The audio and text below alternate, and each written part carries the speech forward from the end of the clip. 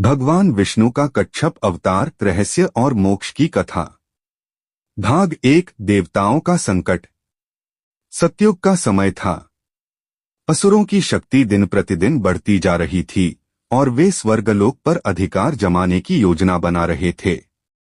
इंद्र और अन्य देवता चिंतित थे। वे श्रीहरि विष्णु के पास गए और प्रार्थना करने लगे, प्रभु, असुरों के बढ़ते आतंक से हमारी शक्ति क्षीण होती जा रही है। कृपा कर हमें मार्ग दिखाएं।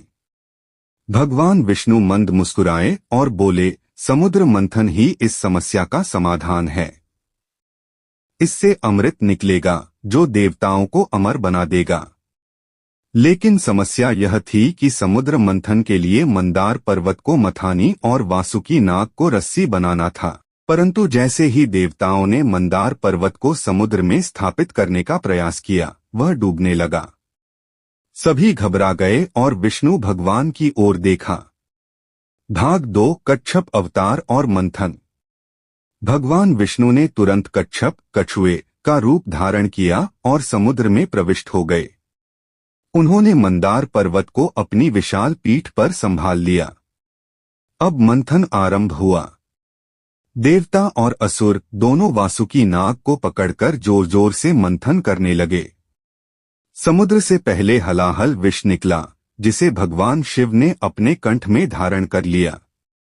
फिर अनेक रत्न, ऐरावत हाथी, कामधेनु गाय और अंत में अमृत कलश प्रकट हुआ।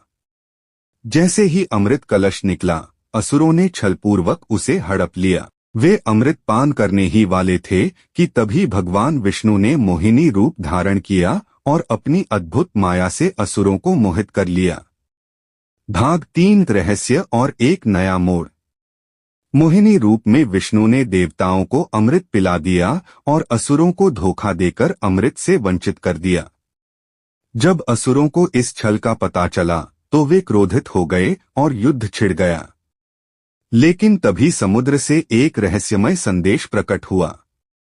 यह संदेश समुद्र देव द्वारा था, जिसमें लिखा था, हे देवगण और असुरगण, तुम सबने केवल अमृत को ही मोक्ष का मार्ग समझा, लेकिन सच्चा अमृत तो वह है जो आत्मा के भीतर बसता है। असली अमरता न तो अमृत पीने से मिलेगी और न ही किसी युद्ध से, बल्कि केवल धर्म और सत्य के मार्ग पर चलकर ही मोक्ष प्राप्त किया जा सकता है। सभी चकित रह गए।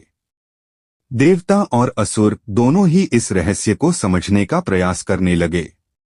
भगवान विष्णु अपने कच्छप रूप से वापस अपने दिव्य स्वरूप में आए और बोले, जो धर्म के मार्ग पर चलेगा वही अमर होगा। असली अमृत आत्मा की शुद्धता में है, न कि किसी अमृत कलश में। भाग 4। रहस्योद्घाटन और अप्रत्याशित अंत। यह सुनकर कुछ असुरों को बोध हुआ। उनमें से कुछ ने धर्म का अनुसरण करने का निर्णय लिया और विष्णु के चरणों में समर्पित हो गए। वहीं जो असुर लोभ और क्रोध में बने रहे, वे देवताओं के साथ महायुद्ध में पराजित हुए।